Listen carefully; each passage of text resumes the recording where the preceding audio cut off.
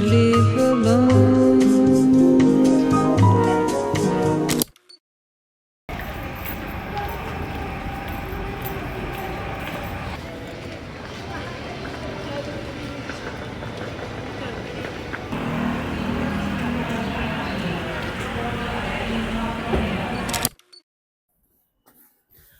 Hi, so I'm finally here in Iloilo. I'm finally... My flight was supposed to be direct flight, CDO to Iloilo, and then it was changed. I adjusted the schedule, so imbis na direct siya na siya connecting flights, CDO Manila to Iloilo. And then, na-layover sa Manila for like 4 hours, so I stayed there. Instead nga, mag-wait na lang sa airport, I decided to tambay sa Makati. So, I met with a friend. His name is Mauro. Shout out Mauro. Thank you so much for the time. So, nag-talk kami very randomly and it was really a wholesome conversation with him. It was my first time meeting him. We talk, exchange conversations naman online, but it's really our first time to meet in person. So, we went to Bacon East. So, I would say the place is sakto lang. The location is nice. Actually, it's work friendly, it's study friendly somehow. Dili kay siya saba. It's nice if you want to catch up with friends, like barkada. It's not really that big ang space sa Bacon East, but what I ordered is their chai latte. I would rate it as 8/10. Tungod sa ice siguro evaporate. Evaporate. The best chai latte I've ever tried was sa El Nido, katong grounded. Yeah. I think their famous product is their donuts. I ordered the strawberry one. Lami ra pud siya though actually. Dili siya flat, dili pud siya very thick. It's really sakto. And then perfect ang feeling kay din like generous amount of filling I must say sa akong donut. Yeah, so wow, thank you Lord. Thank you Lord for a safe trip, a safe travel. Actually on the way gakalipong ko kasi raw phone baka ga-check ko sa maps ana gakalipong Charis. Pero yeah, thankfully, nara ko diri. My gosh. It's my first time here in Iloilo and I can't wait to share my moments with you. With you. So right now, I'm just waiting for Roar to arrive. She's on the way na daw. Yeah, I think we're going to have dinner. Mag-breakfast gabi na. I think we're going to Molo Mansion, but yeah. I think it's far, but let's go. Let's try. Bye! Maybe I lost my mind. No one noticed. Diri rin? No Placer. one Ang placer kay noticed. Atbang sa sinipan. It's getting old, kinda like it if you call me all alone. 'Cause I'm so over being lonely. May have lost it, need a virtual Video ha? connection. Uy, nice this. Lost it, Ang video. obsession.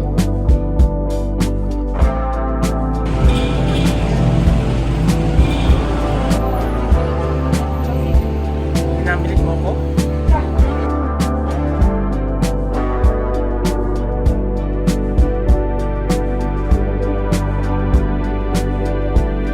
No one tried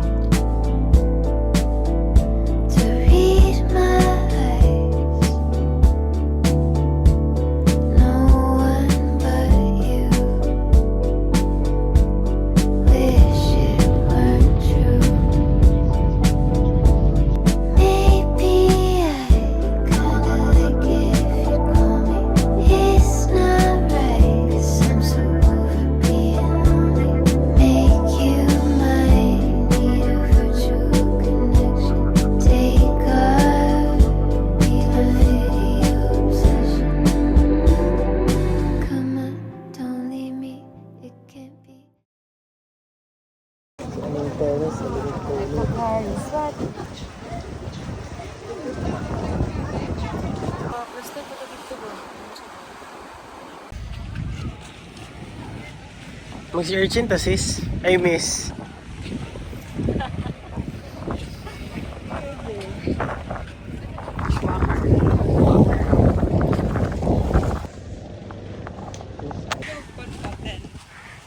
No, grabe. It's so unreal here.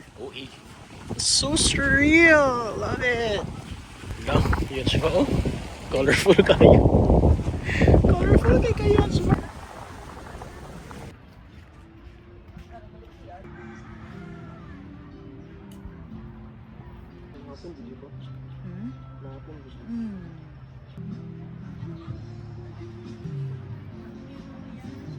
Okay, ma'am. Dito po yung daanan mo, ma'am. Yung gusto ko mag-swimming. Cinematography. Sige po, apat yan, ma'am.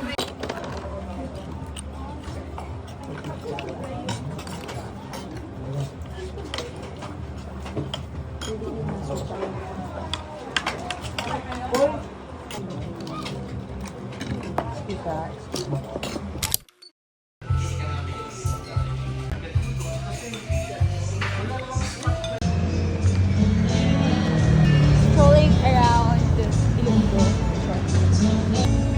Hello. Uy, tao. Uy, tao. Gapinin Ay, amot lang. Gusto ko pero ang placement sa Concept na natin. cute dragon, cute nga dragon makikaroon. Bird. Ateneo de Ay, Villa lang okay. na something ba? Ang ilang dragon kay mura magano ba ka Chinese lang. Oh, Chinese din lang. Ang nasa miswa nga dragon kinana Oh di my ba God. na. Nakakamiss, legit.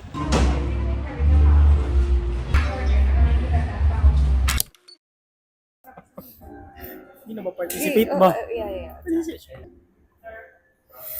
Lalami siya. Kasi mo flavor? Sansribal o biscuit? Biscoff.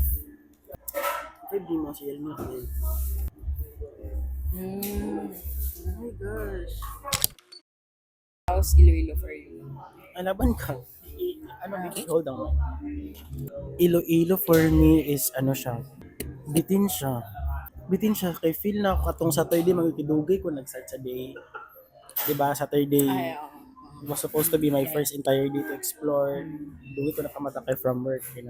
Pero so far, very much chill ang vibe. In terms sa mga, wala pa man ko nakita sa mga tanang tao, pero kanang magets nimo ang vibe sa mga tao. Kanang carefree lang sila. Very slow lang ilang pacing sa life. Diba? Makarealize po nga dili tanan satisfaction kay gikan sa the grandest of things. Inana, murag the simple living of life lang ana, biingan ni Ilongga. Charot. So girl, how's Iloilo for you?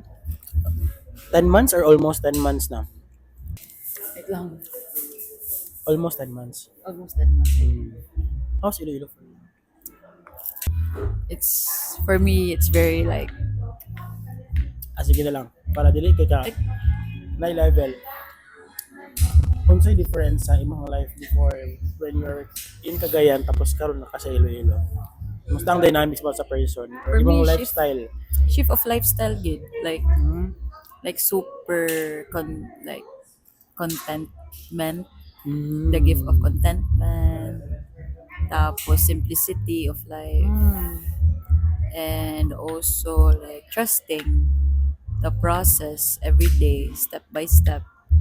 Like siguro for me Iloilo taught me to be like more gentle with myself Ay, as wow.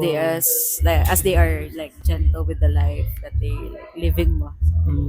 Very consoling on my part. Perspective man usahay ang to be gentle with yourself ba, pero murag nice pod nga ang place pod mismo ang ginaalaw ka ba, ginaalaw ka nga to be at your most safest. When you observe people here, like it is also like you learn from them mo. Kasi when you go to city proper, like every morning, like makita nimo na ga-open pa sa store, then magding pag coffee, naka-open mga newspaper. So so it will like it's not like rushing Rushing through the snow with a one horse open sleigh. like rushing to your day one with your task. You also have to start like harmonizing with yourself, something like that. Kana, Prior, okay. my self-care, like, makita ni mo self-care, something, yeah, self-care. The take time gid sila. Take Silang time di sila. Dili ko sure if ang place ang hinay or ang mga tao mismo sila ang may control sa ilang time. Yeah, So control sa people that's why murag feel ako slow ang day kay tungod kay ang mga tao mismo kay ilang gina-control ilang own time no. And ang people kay gat teach mo yun sila. Ga teach og math. Ga teach. Ga What do teach you mean? sila What do og you mean? gat Sharing sila sa ilang Sharing, silang generous. kakabalaan. super generous. Mm. Tapos Unsay mga natatak sa imong mga lessons from here sa mga taga Iloilo for you? So, or say, let's say mga value. on you, like be appreciative of what you do. Ano? Ay, wow. Grabe sila mag-appreciate sa inyong task. Ay sa imong ginagawa. Grabe sila mag-think na kamusta ka? Minana ba? So, yeah. Kana, per kana, nag-get na ko na akong supervisor yun. Like, dako o help akong supervisor. And then, ang akong out. office mates. Shout out. Working in a corporate before, girl. Unsay, Ay, what's the difference, be? very big difference. Like, it's like, para what man imong ginaduba. It's like, it is service oriented, profit oriented. Ay, Diba? laban. Because before, it's profit oriented, di ba? Like We're only you- after the, aside from the experience kay, of course, Oo. the what It's they can different. earn. Oo. Then here, kanang service oriented gid siya. Mm. Like, you know, as sa imong effort, padulong ba? Oh. Like But karon, being a volunteer, what's the very big difference? legit din ka. Koon. Like, Like, siguro for me is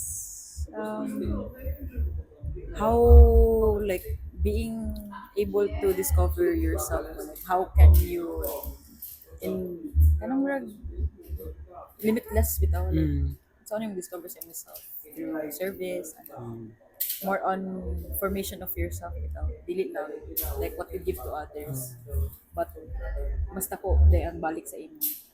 So mauna feel ako mo isa kong pagsabot kay ang difference nila kay ang satisfaction.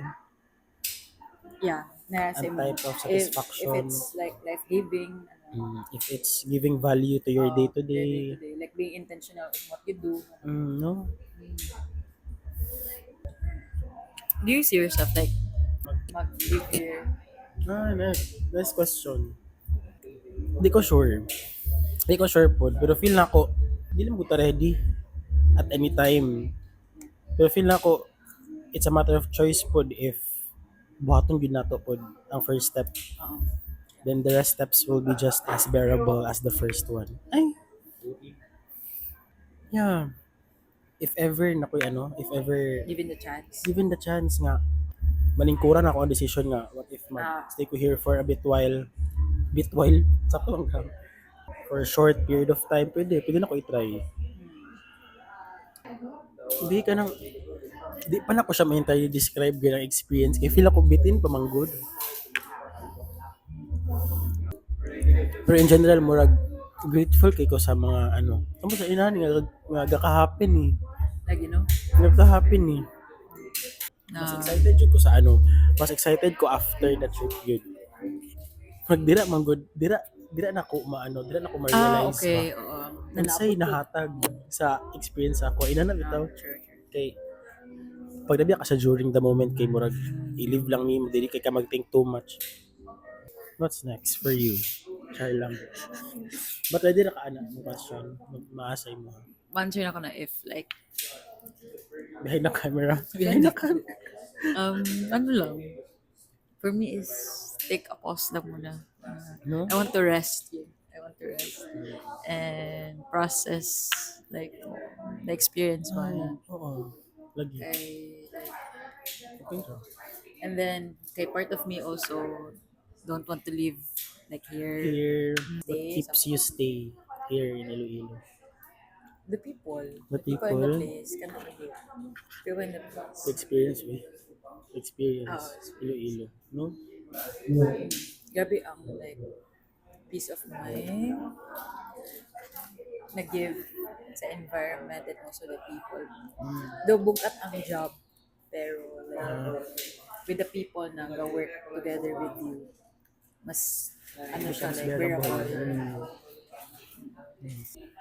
Let's say nalayo ka sa imong usual zone which is Ay. CDO. Unsa pay na-discover nimo when katong pagkato nimo diri sa mga na-discover nimo good things and also mga things nga anid pa nako siya i-improve unsa tang mga things na-discover nimo nga new sa imuha.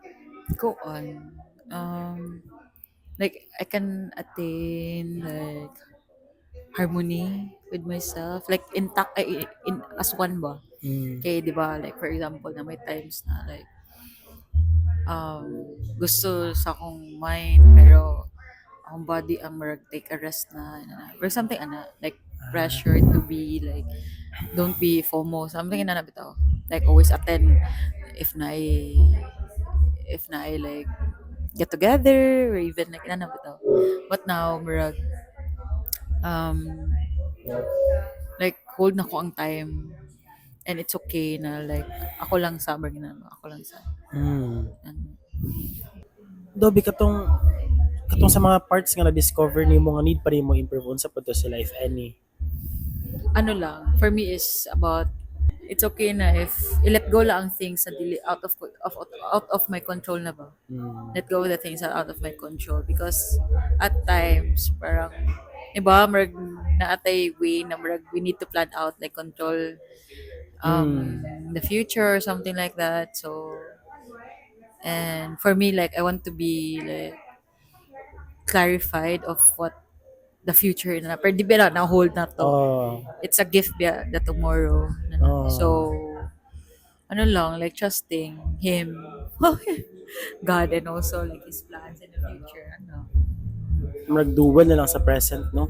Oh, present. Kay kung sino gonna do in the present, can matter in the future. Pagduwal lang gid sa present kay murag the Lord will always reward you based on the effort you put in. Yes. Siya may kabaloon sa deserve based sa itong mga effort na gi-sacrifice na. And ano lang, like everything that we receive is a grace. Like, it's a Always gift. grace. It's not like about if we did something good or bad, but it's always like a gift yun. Perspective pud ba? How we take it, no? The experiences. Yeah. I think that's one of the learnings I gain, like Dire. letting God be God. You don't control how God wants like you to be him. Just like let him do His wonders, works and just be surprised along the way. and trust his works pud. And yes. Let him live inside you. Ana, no? Yeah. Perfect to. Sige, as you are about to end your It's about to yeah. end this try. As you're about to end your Iloilo journey, unsa may message nimo? Message nimo Message sa experience in general. message to myself or someone message Message you. nimo sa Iloilo experience. Grateful, super. Deep. Very lengthy. Marag, it's highly recommended siya. Mm. Oo, to experience Iloilo and how it will like add another perspective in your life. Like how people are here. Bitaw. How they do their work and